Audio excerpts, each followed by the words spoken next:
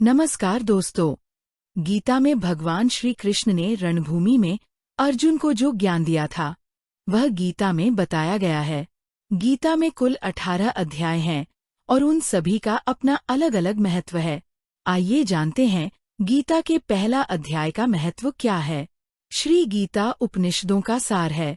महाभारत युद्ध के समय रणभूमि में भगवान श्री कृष्ण ने अर्जुन को जो ज्ञान दिया था वह गीता में बताया गया है। गीता में ऐसी बहुत सी बातें हैं जो मनुष्य को जीवन की कई कठिनाइयों को आसान बनाती है। इतना ही नहीं, गीता पढ़ने पर मनुष्य को बहुत सी नई जानकारियां भी मिलती है। साथ ही हर अध्याय के नियमित पाठ का अपना लाभ और महत्व है।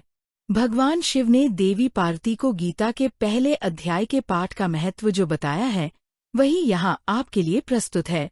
लेकिन गीता के पहले अध्याय के महत्व को जानने से पहले जान लीजिए श्रीमद्भगवद्गीता के प्रथम अध्याय की खास बातें। गीता के पहले अध्याय का नाम अर्जुन विषाद योग है। इस अध्याय में कुरुक्षेत्र के मैदान में उपस्थित बंधुओं और संबंधियों को सामने देखकर अर्जुन के मन में उठे विषाद और मनःस्थिति का वर्णन किया गया है, जिसे संजय धृतराष्ट्र को बताते हैं। गीता प्रथम अध्याय का महत्व। एक समय पार्वती जी ने पूछा है, महादेव जी, किस ज्ञान के बल पर संसार के सब लोग आपको शिव कहकर पूजते हैं? मृगछाला ओढ़े और अपने सभी अंगों में शमशान की विभूति लगाएं, गले में सर्प और नर मुंडों की माला पहने हुए हो। इनमें तो कोई भी पवित्र नहीं, फिर आप किस ज्ञान से पवित्र माने जाते हैं? तब महादेव ने उत्तर दिया कि हे प्रिय, सुनो, मैं गीता ज्ञान को अपने हृदय में धारण करने से पवित्र माना जाता हूँ। इस ज्ञान से मुझे बाहर के कर्म नहीं व्यापते। तब पार्वती जी ने कहा कि हे भगवान, जिस गीता ज्ञान की आप ऐसी स्तुति करते हैं उसके श्रवण करने से कोई कृतार्थ भी हुआ है? महादेव ने उत्तर देते हुए कहा कि इस ज्ञान को सुनकर बहुत से जीव कृतार्थ हुए हैं और आगे भी होंगे। मैं तुम्हें एक पुरातन कथा कहता हूँ, तुम सुनो। एक समय पाताल लोक में शेषनाग की शैया पर श्री नारायण जी नैन मूंद कर आनंद में मग्न थे।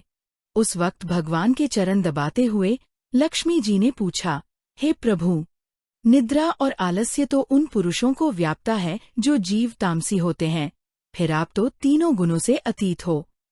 आप तो वासुदेव हो। आप जो नेत्र मूंद रहे हो, इससे मुझके बड़ा आश्चर्य है। नारायण जी ने उत्तर देते हुए कहा, हे लक्ष्मी, मुझको निद्रा आलस्य नहीं व्यापता।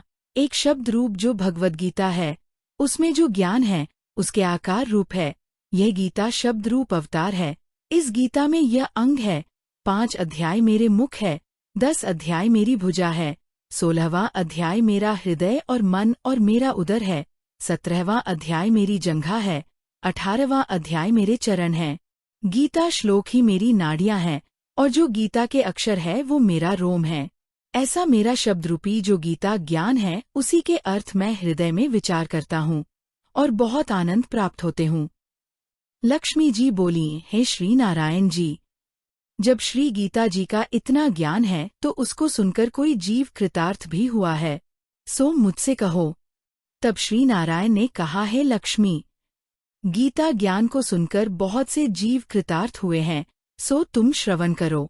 एक व्यक्ति था जो चांडालों के कर्म करता था और तेल नमक का व्यापार करता था। उसने एक बकरी पाली।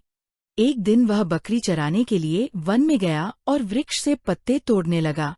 वहां उसे एक सांप से डंस लिया, जिससे वह तुरंत मर गया। मरने के बाद उसने बहुत से नरक भोगे और फिर उसका जन्म बैल के रूप में हुआ। उस बैल को एक भिक्षुक ने मोल लिया। वह भिक्षुक उस पर चढ़कर सारे दिन मांगता, फिर जो कुछ भिक्षा मांग कर लाता वह उसे अपने परिवार के साथ मिलकर खाता और वो बैल सारी रात द्वार पर खड़ा रहता। उसके खाने पीने का भी कोई ख्याल नहीं करता था और सुबह होते ही बैल पर चढ़कर फिर मांगने निकल जाता। जब बहुत दिन हो गए तो वह बैल भूख से गिर गया, लेकिन उसके प्राण नहीं निकले। नगर के लोगों ने देखा और उस बैल को कोई तीर्थ का फल दे तो कोई व्रत का फल दे, तब भी उस बैल के प्राण नहीं छूटे। एक दिन गणिका आई। उसने लोगों से पूछा, ये कैसी भीड़ है? तो उन्होंने कहा कि इसके प्राण नहीं निकलते, अनेक पुण्यों का फल दे रहे हैं, तो भी इसकी मुक्ति नहीं होती। तब गणिका ने कहा कि मैंने जो कर्म किया है उसका फल मैंने इस बैल को दिया है। इतना कहते ही बैल की मुक्ति हो गई। तब बैल ने एक ब्राह्मण के घर जन्म लिया। पिता ने उसका नाम सुशर्मा रखा। उसके पिता ने उसे पढ़ाया लिखाया। उसको अपने पिछले जन्म की सुध थी। उसने एक दिन मन में विचार किया, जिस गणिका ने मुझे बैल की योनि से छुड़ाया था उसका दर्शन करूं। विप्र चलते चलते गणिका के घर गया और कहा, आप मुझे पहचानती हैं? गणिका ने कहा, मैं नहीं जानती, तुम कौन हो? तब उसने कहा कि मैं वही बैल हूँ जिसको आपने अपने पुण्य दिए थे। तब मैं बैल की योनि से छूटा था। अब मैं विप्र के घर जन्म हूँ। आप अपना पुण्य बताएं। गणिका ने कहा कि मैंने अपने जाने पुण्य नहीं किया, परंतु मेरे घर एक तोता है। वह रोज सवेरे कुछ पढ़ता है। मैं उसका वाक्य सुनती हूँ। उस पुण्य का फल मैंने तुम्हें दे दिया।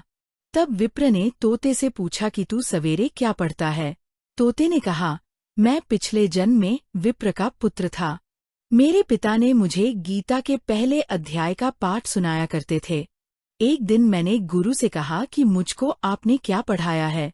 तब गुरुजी ने मुझे शाप दिया कि तू तोता बन जा। इसके बाद से मैं तोता बन गया। एक दिन बहेलिया मुझे पकड़ ले आया और एक विप्र ने मुझे मोल ले लिया। वह विप्र भी अपने पुत्र को गीता का पाठ सिखाता था। तब मैंने भी यह पाठ सीख लिया। उसी दिन विप्र के घर में चोर घुस गए। उन्हें धन तो प्राप्त नहीं हुआ, लेकिन वह मेरा पिंजरा उठा ले आए। उनकी ये गणिका मित्र थी। वह मुझे उसके पास ले आए। सो मैं नित्य प्रातः गीताजी के पहले अध्याय का पाठ करत हूँ, जिसे ये गणिका सुनती है, पर इस गणिका को समझ में नहीं आती। जो मैं पढ़ता हूँ वही इस गणिका ने तेरे निमित्त दिया था। वह श्रीगीताजी के पहले अध्याय का फल था। तब विप्र ने कहा कि है तोते, तू भी विप्र है, मेरे आशीर्वाद से तेरा कल्याण हो। सोहे लक्ष्मी। विप्र के इतना कहते ही वह तोता भी मुक्ति को प्राप्त हो गया। तब गणिका ने बुरे कर्म छोड़ भले कर्म ग्रहण किए और नित्य स्नान करके श्री गीताजी के प्रथम अध्याय का पाठ करना शुरू कर दिया, जिससे उसकी भी मुक्ति हो गई। दोस्तों, हम बहुत सारी समस्याओं से गुजरते हैं जो कि अर्जुन के जैसी समस्याओं की जैसी प्रतीत होती हैं, तो हम पाते हैं कि उस समय हमारी सहायता के लिए भगवान हमसे दूर नहीं। प्रथम भाग का नाम है अर्जुन विषाद योग। गीता 5000 वर्ष पहले श्री कृष्ण भगवान ने अर्जुन को कही थी। ये बात महाभारत के समय की है, जब अर्जुन युद्ध प्रारंभ होने से पहले डर जाते हैं, या यूं कहें कि वह अपनों से युद्ध करने में भयभीत होते हैं। तो इस विषय में अर्जुन को श्री कृष्ण गीता ज्ञान देते हैं, जो कि हमारे जीवन पर उतना ही लागू होता है। दोस्तों, अगर आप अर्जुन विषाद को समझेंगे तो ये आपको अपने ही जीवन के विषाद से मिलता जुलता लगेगा, जो अर्जुन की समस्या थी। ठीक उसी प्रकार हमारी भी समस्याएं हैं जीवन में। तो इस दुविधा को दूर करने के लिए, या यूं कहें परेशानी से लड़ने के लिए, श्री कृष्ण अर्जुन को गीता ज्ञान द्वारा समझाते हैं संपूर्ण जीवन का महत्व और परब्रह्म की प्राप्ति। दोस्तों, ये ज्ञान भगवान का दिया है। मेरी बस एक कोशिश है इसको अपने मित्रों तक पहुंचाने की। जैसा कि हम जानते हैं कि प्रथम भाग में अर्जुन विषाद है, जिसमें कि वह युद्ध भूमि पर खड़े हैं और सामने समस्त कौरव सेना को देख रहे हैं और पाते हैं कि ये सब तो मेरे अपने हैं, मैं कैसे युद्ध कर सकता हूँ। तो वह धर्म संकट में पड़ जाते हैं और वह युद्ध नहीं करना चाहते, क्योंकि वह उनके अपने ही हैं। लेकिन कई बार समस्या की घड़ी में ऐसा होता है कि हमें धर्म के लिए लड़ना पड़ता है। ऐसे ही हमें अपनी जिंदगी में भी कई कठिनाइयों का सामना करना पड़ता है। जब हम परेशानी को देखते हैं तो वह हमें बहुत बड़ी लगती है। कई बार ऐसा भी होता है कि हम परेशानी के चक्रव्यूह में फंस तो जाते हैं, लेकिन उसमें से निकलना मुश्किल हो जाता है।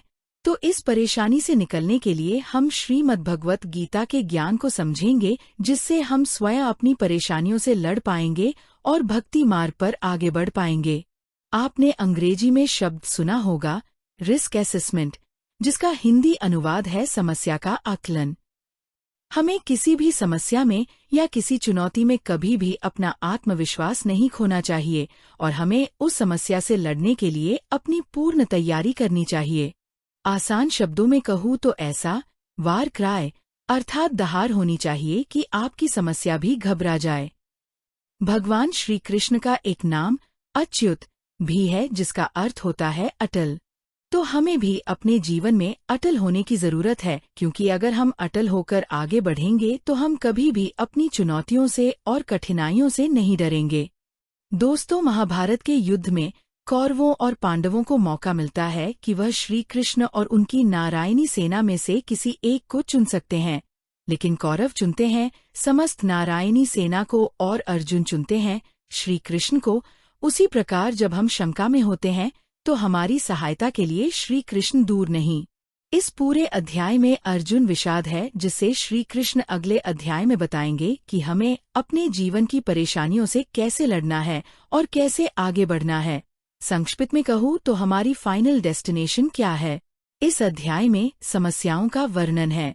अगले अध्याय ज्ञान युग में भगवान श्री कृष्ण बताते हैं कि हमें कैसे धर्म युद्ध करना चाहिए और अपनी समस्याओं के चक्रव्यूह से बाहर आना है।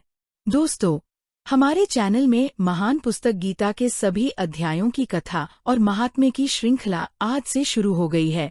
आप भी इसे सुनकर लाभ उठाएं। जल्दी से चैनल को सब्सक्राइब करें और बेल आइकन को दबाएं ताकि आपको नए वीडियो का नोटिफिकेशन टाइम से मिल जाए। राधे राधे। जय श्री कृष्ण।